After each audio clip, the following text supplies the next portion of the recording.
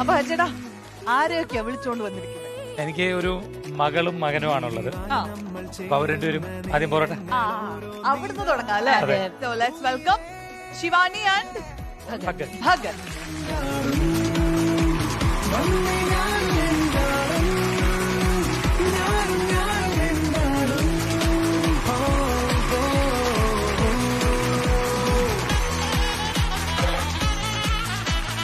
ഇതാണ് ഇവരുടെ രണ്ട് പുന്നാര മക്കൾ ശിവാനി ആൻഡ് ഭഗത് അല്ലേ? ശിവാനി കുട്ടി ഏത് ക്ലാസ്സിലാ? സെവൻത്തിലാ. കുഞ്ഞ് ഏത് സ്കൂളിലാ? ഫാത്തിമ. ഓക്കെ. ഏത് ക്ലാസ്സിലാ? ഒന്നാം ക്ലാസ്സിൽ. ഒന്നാം ക്ലാസ്സിലാണ്. അപ്പൊ ഇന്ന് സ്കൂളിലൊന്നും പോകണ്ടായിരുന്നോ? പോണായിരുന്നോ? ഇവരെന്നിട്ട് വിളിച്ചോണ്ട് വന്നെ ടീച്ചറിനോട് ഇനി എന്ത് പറയും? ടീച്ചർ ഇപ്പൊ ഇത് കാണല്ലേ?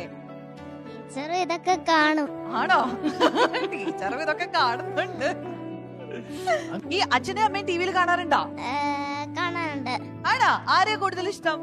അച്ഛനെ അമ്മയും. അച്ഛനെ അമ്മയും പിന്നെ സ്വാഭാവികമായിട്ടും വെരി ഡിപ്ലോമാറ്റിക്. അമ്മയും അച്ഛനും വീട്ടിലെ പോലെ തന്നെയാണോ ഇവിടെയും? അതോ വീട്ടിൽ വേറെ പോലെയാണോ? വീട്ടില് വേറെ പോലെ.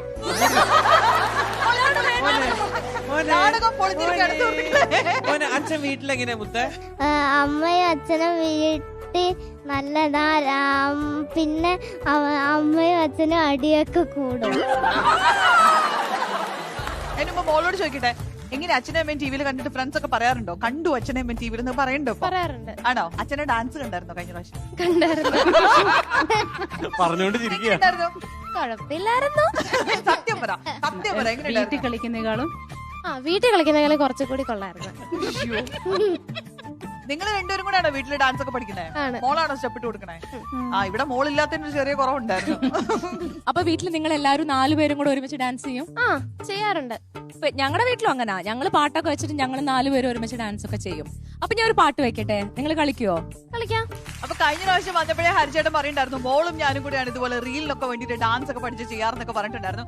അപ്പൊ അത് നേരിട്ട് കാണാനുള്ള ഒരു അവസരമാണ് നമുക്ക്. കൊറിയോഗ്രാഫർ മോളായിരിക്കുമല്ലോ അല്ലെ? അപ്പൊ നമുക്കൊരു ഇവരുടെ ഒരു ചെറിയ ഒരു വീട്ടിൽ ഇവർ ചെയ്യാറുള്ള ഡാൻസ് സെഷൻ നമുക്ക് ഇവിടെ ലൈവ് ഒന്ന് കാണാം അല്ലേ?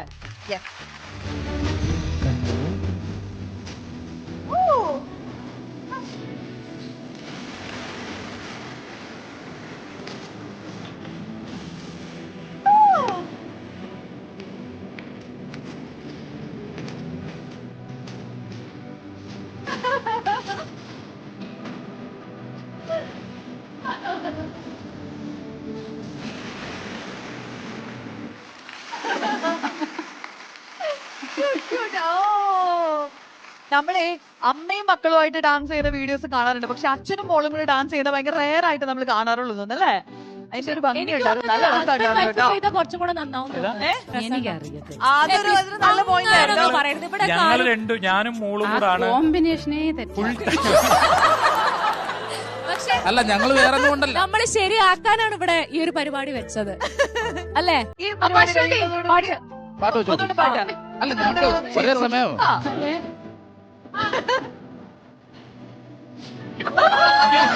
ഇത് വടംവലിയല്ല.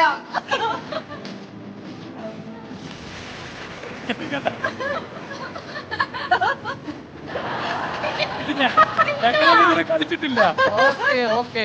മോളായിട്ട് എന്തൊരു ക്ലോസ് ആയിട്ടാ കളിച്ച. ഭാര്യ വന്നപ്പോ 10 കിലോമീറ്റർ. എനിക്ക് ഞാൻ ഓക്കെയാ. പക്ഷെ ഇപ്പൊ സ്റ്റെപ്പ് അറിയത്തില്ല. ഞങ്ങളുടെ സ്റ്റെപ്പ് ഞങ്ങൾക്കല്ലേ അറിയും. അല്ല പിടിച്ചൂടെ? അല്ല ഞാൻ വിചാരിച്ചു ഇടയ്ക്ക് ഹരിച്ചേട്ടൻ കഴുത്തിനൊക്കെ കയറി പിടിക്കുന്നുണ്ടായിരുന്നു. ഓക്കെ, മോനാണെങ്കിൽ അടിപൊളിയായിട്ട് കവിത ചൊല്ലുന്നാ പറഞ്ഞേ. നമുക്കൊരു രണ്ടുപേര് കവിത കേട്ടാലോ?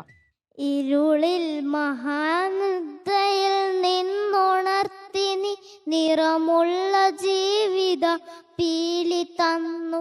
നിന്റെ ചിറകിനാകാശവും നീ തന്നു. നിന്റെ ആത്മശിഹരത്തിലൊരു കൂട് തന്നു.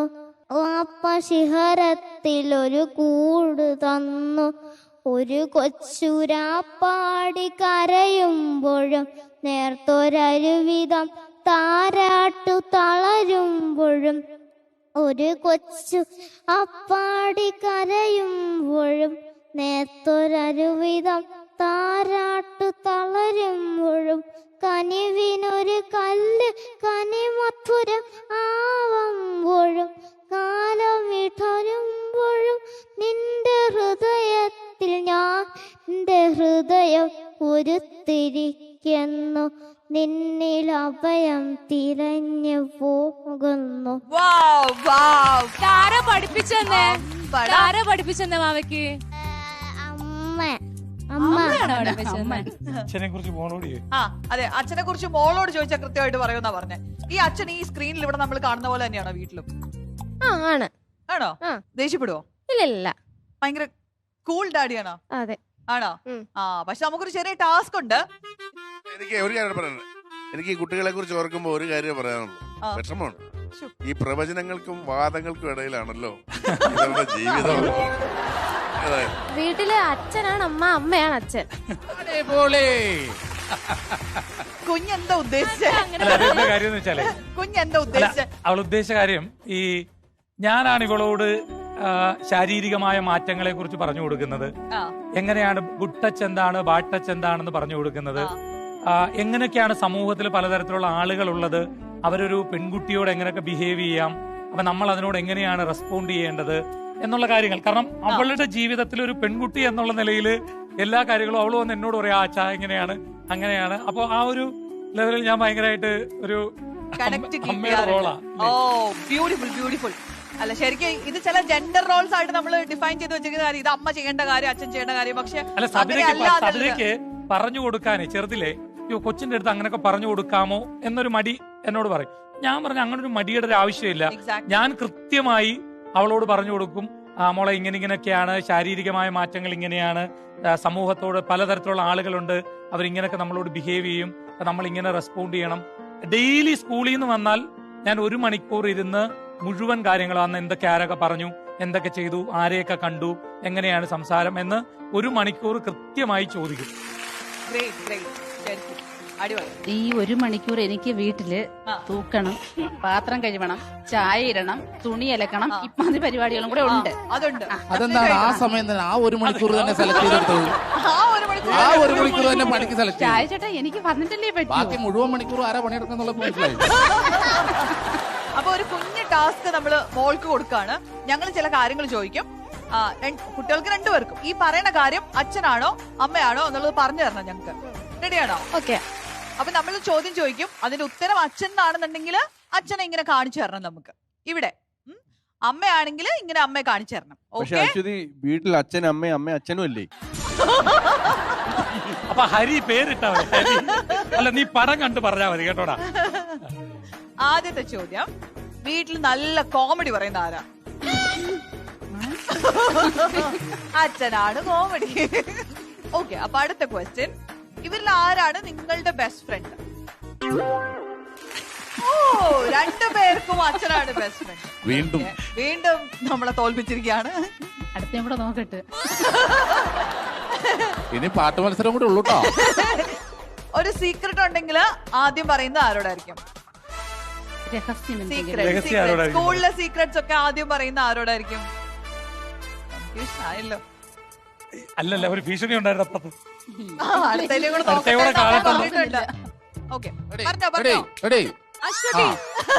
പാവയ്ക്കൊന്നും അറിയില്ല. അവൻ ചേച്ചി കാണിക്കുന്ന പോലെ തന്നെ കാണിക്കാം. കോപ്പി പേസ്റ്റാ. ഈ ക്വസ്റ്റ്യൻ മാറ്റണം അശ്വതി. ഈ ക്വസ്റ്റ്യൻ വേണ്ട. ഈ രഹസ്യം ആ കുഞ്ഞു പാവയ്ക്ക് എന്ത് രഹസ്യം? അവന് അയ്യോ, ചോദിച്ചോ. സ്കൂളിൽ ലൈവ് വല്ലതും ഉണ്ടോ മോനെ? ഉണ്ട്. എന്താ പേര്? ആരാധ്യാജി. നിങ്ങൾ ഏറ്റവും വലിയ കോമഡി കേട്ടോ. ഞാനാ പോയി വിളിക്കുന്നേ വണ്ടി കയറി, അച്ഛാ ഇന്നൊരു വലിയ രസം ഉണ്ടായ ഞാൻ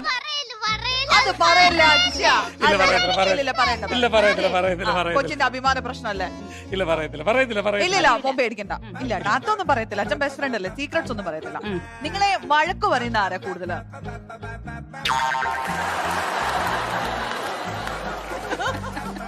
നല്ല ഉത്തമയായ അമ്മ. ഇതുപോലൊരു അമ്മ എവിടെയെങ്കിലും കിട്ടും? അതാ അമ്മമാരാവുമ്പോ ചിലപ്പോൾ വഴക്കൊക്കെ പറയല്ലേ? തീർച്ചയായിട്ടും. ലാളിച്ചാ മാത്രം പോരല്ലോ. നടന്നിട്ട് വീട്ടില് ഇന്ന് നാളെ മുതൽ കുട്ടികൾക്കുണ്ടാകുന്ന ക്രൂരമായ പീഡനങ്ങളിൽ എനിക്ക് ഉത്തരവാദിത്വം ഉണ്ടായിരിക്കുന്നത്. വീട്ടില് സത്യം എന്റെ ആവശ്യമുണ്ടോ? ശിവാനി, വീട്ടിൽ തുണി അലക്കുന്നതാരാ? തുണി അലക്കുന്നതാരാ? പാത്രം കഴുകുന്നതാരാ? മുട്ടടിക്കുന്നതാരാ? പാവം അമ്മ ഇതെല്ലാം ചെയ്യുന്നുണ്ടല്ലോ ഇതിനിടയ്ക്ക്. ഇതെല്ലാം കേട്ടിട്ട് കോമഡി പറയുന്ന ആളാരാ? ഓക്കെ, എന്തായാലും പിള്ളേര് അടിപൊളിയായിട്ടുണ്ട്. പിള്ള മനസ്സിൽ കള്ളമില്ല. ഇവര് പറഞ്ഞു പഠിപ്പിച്ചെങ്കിലും സംഭവം പാളിയിട്ടുണ്ട്. പക്ഷെ എന്നാലും ഇല്ലല്ലോ, അവര് ഭയങ്കര ജനുവനായിട്ട് ആൻസർ പറഞ്ഞു. നല്ല കുട്ടികള്.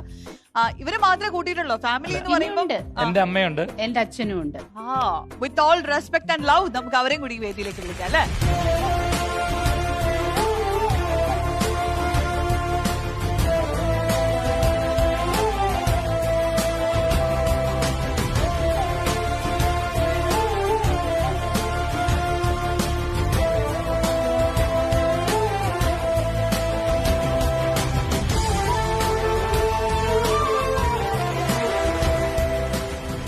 ഇത് എന്റെ അമ്മയാണ്. അമ്മയുടെ പേര് സരസമ്മ എന്ന. അച്ഛൻ മരിച്ചുപോയി 1.5 വർഷമായി. അപ്പം ശരിക്കും ആദ്യമായിട്ടാണ് അമ്മ ഇങ്ങനെ ഒരു ഫ്ലോറിൽ വരുന്നത്. ഇങ്ങനെ ഒരു ഫ്ലോറിൽ മാത്രമല്ല, അച്ഛൻ മരിച്ചതിന് ശേഷം അമ്മ ഈ ഫംഗ്ഷനുകളിലൊക്കെ പോകാൻ വലിയ മടിയാ. അപ്പൊ കല്യാണങ്ങൾക്കൊന്നും വിളിച്ചിട്ട് പോകുന്നില്ല. അപ്പൊ ഒരു ദിവസം സബിത എന്നോട് പറഞ്ഞത്, അച്ഛൻ മരിച്ചതുകൊണ്ട് കല്യാണത്തിന് പോയാൽ ആരെങ്കിലും എന്തെങ്കിലും പറയുമോ എന്നൊരു പേടി. അപ്പൊ ഞാൻ അതിന് പിറ്റേ ദിവസം കണ്ടൊരു കല്യാണത്തിന് വിളിച്ചോണ്ട് ഞാൻ പറഞ്ഞു, അമ്മ ധൈര്യമായിട്ട് പൊക്കോണം, പോയേ പറ്റുള്ളൂ. ആരാണ് പറയുന്നത് വെച്ചാൽ അത് എന്നോട് വന്ന് പറയണം, ബാക്കി ഞാൻ നോക്കിക്കോളാം. അപ്പൊ അമ്മയുടെ ഒരു രീതി, ഇവിടെ വരാൻ ഇതേ മടി.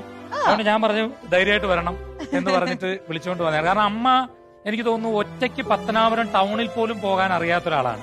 കാരണം എല്ലാം അച്ഛൻ ചെയ്തു കൊടുക്കുമായിരുന്നു. മുഴുവൻ കാര്യങ്ങളും അമ്മയ്ക്ക് എങ്ങനെയാണ് യാത്ര ചെയ്യേണ്ടത്, ഒരു ബസ് പിടിച്ച് അടുത്ത ബസ്സിൽ കയറി പോകേണ്ടത് എങ്ങനെയാണ്, അങ്ങനെയുള്ള കാര്യങ്ങളൊന്നും അറിയത്തില്ല. എല്ലാം അച്ഛൻ ചെയ്തു കൊടുത്തു. പെട്ടെന്ന് അച്ഛൻ പോയി കഴിഞ്ഞപ്പോൾ ഉള്ള ഒരു ഏകാന്തതയുണ്ട്. പിന്നെ അമ്മയ്ക്കൊരു ഭീതിയാണ്, ഇങ്ങനെ സമൂഹത്തിലോട്ട് ഇറങ്ങി ചെന്ന പ്രശ്നമാണോ, അല്ലെങ്കിൽ ഫംഗ്ഷനുകളിൽ പോയ പ്രശ്നമാണോ, അങ്ങനെയൊക്കെയുള്ള ഒരു പേടിയുണ്ട്. അമ്മ ഞങ്ങളാണ് ഇങ്ങനെ കാണാൻ നോക്കിയിരിക്കായിരുന്നു. നമുക്ക് എന്ത് സന്തോഷമായെന്നറിയോ ഇങ്ങനെ എല്ലാവരുടെ അടുത്തേക്ക് വന്നപ്പോ. ഇന്നിപ്പോ പുറത്തേക്ക് ഇറങ്ങി എല്ലാരും കണ്ടപ്പോ ഒരു സന്തോഷമൊക്കെ ഇല്ലേ? സന്തോഷല്ലേ? ഞങ്ങൾക്ക് ഭയങ്കര സന്തോഷാ. പിന്നെ നാട്ടുകാരെന്ത് പറഞ്ഞാൽ നമുക്ക് എന്താ അല്ലേ? ഞാൻ എങ്ങും പോകത്തില്ല. ആണോ? അല്ല, ഇവര് ഈ TV സ്ക്രീനിൽ കാണുമ്പോ എങ്ങനെയുണ്ട്? കാണാറുണ്ടോ? ആണോ? ഇത് രസമുണ്ടോ? അമ്മ ഇത് കണ്ടിട്ട് ചിരിക്കുകയാണോ ചെയ്യാ?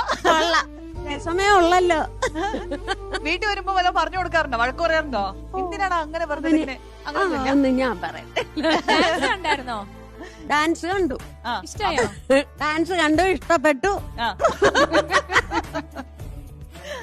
ഈ ഒരു മകനേ ഉള്ളോ? നല്ല, എനിക്ക് 3 ആൺമക്കളുണ്ട്, 3 മക്കളും ഉണ്ട്. അതിന് 3 പെൺമക്കളും ഉണ്ട്. അതിന് 4 കൊച്ചുമക്കളും ഉണ്ട്. ഇന്ന് വരെ പെൺമക്കളില്ലാത്ത ദുഃഖം എനിക്ക് ഉണ്ടായിട്ടില്ല. എനിക്കൊരു ദുഃഖം ഉണ്ടായിരുന്നു, പെൺമക്കൾ ഇല്ലല്ലോന്ന്. പക്ഷെ ആ ദുഃഖം എനിക്ക് ഈ മക്കളിൽ നിന്നുണ്ടായിട്ടേ ഇന്ന് വരെ. എനിക്ക് തോന്നുന്നു നമ്മുടെ പ്രിയപ്പെട്ട ഹരിപ്രസറിന്റെ വക്കീല് പറഞ്ഞു, അച്ഛനെ, അതായത് ഹരിയുടെ അച്ഛനെ സ്വന്തം അച്ഛനേക്കാൾ അധികം അല്ലേ വലിയ കാര്യം അത്. അതാ എനിക്ക് കൂടുതൽ ദുഃഖം, അതേ ഉള്ള എനിക്ക് ദുഃഖം. പിന്നെ ഹരിയുടെ കാര്യത്തിലും ഉണ്ട് ദുഃഖം. അവനിപ്പോഴും ഒരു വീട് ശരിയായിട്ടില്ല. ആ ഒരു ദുഃഖമേ ഉള്ളൂ. എല്ലാവർക്കും വീട്, മൂത്ത മോനും പിന്നെ ഇളയ മോനും ഒക്കെ ഒരു വീടുണ്ട്. പക്ഷെ ഇവൻ ഇന്ന് വരെ ഒരു വീട് ശരിയായിട്ടില്ല. എത്ര വയസ്സുണ്ട്? 43. 51 വീടില്ല. 51 ഉണ്ട് എനിക്ക്. വീടാകുന്നേ ഉള്ളൂ. ഇവനൊരു വീട് വെച്ച് 2 ദിവസമെങ്കിലും ഇവരുടെ നല്ല വീട്ടിൽ കിടക്കണമെന്നൊരാഗ്രഹമുണ്ട്. ഞാൻ പ്രവചിക്കട്ടെ, അടുത്ത വർഷം ആരോണം റെഡിയാവും. ഈ ഫ്ലോറിൽ വെച്ച് ഇങ്ങനെ അമ്മ പറയുകയും ചേട്ടൻ ഇങ്ങനെ ഒരു സപ്പോർട്ട് ചെയ്യുകയും ചെയ്തുകൊണ്ട് അമ്മയുടെ ആഗ്രഹം എത്രയും വേഗം സാധിച്ചു കൊടുക്കാൻ ഞാനും തീരുമാനിച്ചു. 2023 ചിങ്ങത്തിൽ 2023 ചിങ്ങം വരെ പോകത്തില്ല. നമ്മൾ എല്ലാരും കൂടെ ചേർന്ന് ഒരു വീട് പാലുകാച്ചി നടത്തി. അച്ഛന്റെ അച്ഛനും ജ്യോത്സ്യനായിരുന്നു. പക്ഷെ ഇവൻ ജ്യോത്സ്യം ചെയ്തോണ്ടിരിക്കലേ ഇവൻ നേരെ എതിരായിട്ട് ഈ പൂജയും മന്ത്രവാദവും അതിനെതിരായിട്ട് അങ്ങോട്ട് പറയാൻ തുടങ്ങിയപ്പോ ഞാൻ ഇവനോട് പറഞ്ഞു, എടാ നീ ശത്രുക്കളെ ഉണ്ടാക്കി വെക്കരുത്, നിനക്ക് ശത്രുക്കൾ കൂടും. കാരണം ഇവന്റെ ഫോൺ മൊത്തം ഞാനാ എടുക്കുന്നേ. ചില ദിവസങ്ങളിൽ ഓരോരുത്തരൊക്കെ ഓരോന്ന് പറയും ഇവൻ ഇങ്ങനെ പറയുന്നതിന്. അന്നേരം ഞാൻ ഇവനോട് പറയും, നീ ഇങ്ങനൊന്നും പറയാൻ നിക്കല്ലേ, എന്ന് പറഞ്ഞ അന്നേരം ഇവൻ എന്നോട് പറഞ്ഞ മറുപടി, അമ്മ ഇനി ഒരു സമയത്ത് അമ്മ എന്നോട് ഇത് തിരിച്ചു പറയേണ്ടി വരുമെന്ന്. സൂക്ഷം പോലെ ഇപ്പൊ നരബലി വന്നപ്പോ ഇവൻ എന്നോട് ചോദിച്ചു. അതുപോലെ തന്നെ അച്ഛനെയും കൊണ്ട് പ്ലെയിനെ കയറണമെന്ന് ആഗ്രഹം ഉണ്ടോ എന്ന് ചോദിച്ചു. അങ്ങനല്ല, ഒരു ദിവസം അച്ഛൻ അപ്പുറത്തിരുന്നിട്ട് ഒരാളോട് പറഞ്ഞു, ഈ ജന്മത്തിൽ വിമാനത്തിൽ കയറാൻ ഭാഗ്യമില്ല എന്ന് പറഞ്ഞു. പിന്നെ അവസാനം അച്ഛൻ ഈ വിമാനത്തെ ഒന്ന് ഇറങ്ങിയാ മതിയേ എന്ന് പറയുന്നത് പോലെ ഞാൻ വിമാനത്തിൽ കൊണ്ടുപോയി. അച്ഛനെ അറിയിക്കാതെ, ഞങ്ങളെ എല്ലാരെയും കൂടെ ഇവൻ അറിയിക്കാതെ കൊണ്ടുപോയി. എപ്പോഴും അച്ഛനെ കൊണ്ടുപോയി തിരുവനന്തപുരത്ത് നിന്ന് കൊച്ചി, അങ്ങനെ അങ്ങോട്ടും ഇങ്ങോട്ടും ഒക്കെ യാത്രകൾ. ഞാനും അച്ഛനും കൂടെ ഭയങ്കര ഒരു സുഹൃത്തുക്കളുടെ കൂട്ടാ. ഞാനും അച്ഛനും അമ്മയും കൂടെ ആയിരുന്നു ടൂറ്. എവിടെങ്കിലും നേരം വൈകുന്നെ പറയും നമുക്കൊന്ന് കറങ്ങാൻ പോകാമെന്ന് എന്നും പറഞ്ഞും കൊണ്ട് വണ്ടി എടുക്കും, ഇവൻ കൊണ്ടു നടക്കും. അപ്പൊ എന്തായാലും ഒരുപാട് സന്തോഷം നമ്മള് അമ്മയെ കണ്ടതിലും ഇത്രയും പരിചയപ്പെടാൻ പറ്റിയതിലും. ഇനി നമുക്ക് നമ്മുടെ സബിത ചേച്ചിയുടെ അച്ഛനുണ്ട്. ഇത് എന്റെ അച്ഛൻ. നമസ്കാരം. അച്ഛന്റെ പേര് മോഹൻദാസ് എന്നാണ്. അമ്മ മരിച്ചിപ്പം 9 വർഷമായി മരണപ്പെട്ടു പോയിട്ട്. ബാക്കി അച്ഛൻ പറയും. ഇതാണ് എന്റെ ഫാമിലി എന്ന് പറയുന്നത്. ഇവള് BA കഴിഞ്ഞിട്ട് LLBക്ക് പോയി. പിന്നീട് കഴിഞ്ഞിട്ട് വന്നപ്പോഴത്തേക്ക് ഞാൻ ചോദിച്ചു, എവിടെ നിനക്ക് പ്രാക്ടീസിന് പോകണ്ടെന്ന് ചോദിച്ചു. അപ്പോൾ പറഞ്ഞ എനിക്ക് ഒന്നുകിൽ തിരുവനന്തപുരത്തോണം അല്ലെങ്കിൽ പുല്ലൂർ പോകണം. അപ്പം നമ്മുടെ ജൂറിസ്ഡിക്ഷൻ എന്ന് പറയുന്നത് കൊട്ടാരക്കരയാണ്. അപ്പോൾ അഡ്വക്കേറ്റ് ജാഫർ ഖാനെ പരിചയപ്പെടുത്തി. അങ്ങനെ അവിടെ പ്രാക്ടീസിനുണ്ടാക്കി. 2-3 വർഷം വരെ അവിടെ പ്രാക്ടീസ് 5 വർഷം കൊണ്ടാണ് അവിടെ ഇരുന്നതിന് ശേഷം പിന്നെ ഒരു 3-4 പേര് മാറി സെപ്പറേറ്റ് ഓഫീസ്. അതിനുശേഷം നോക്കിയപ്പോഴത്തേക്ക് കാശ് വേറെ വെളിയിൽ പോകുന്നുണ്ടായിരിക്കും. അവള് പറഞ്ഞ് എനിക്ക് സ്വന്തമായിട്ട് ഓഫീസ് വേണമെന്ന് പറഞ്ഞ് സ്വന്തമായിട്ട് അങ്ങനെ സ്വന്തമായിട്ട് ഓഫീസ് ഇട്ട് ഇപ്പൊ അതിന്റെ സ്റ്റാഫുകളും സാമാന്യം നല്ല രീതിയിൽ ഇപ്പൊ ഞാൻ തിരക്കിടത്തോളം കൊല്ലൂർ കോടതിയില് ഒരു ലീഡിംഗ് അഡ്വക്കേറ്റ് ലേഡീസിന്റെ കൂട്ടത്തില് അങ്ങനെയാണെന്നുള്ളതാണ് എന്റെ അറിവ്.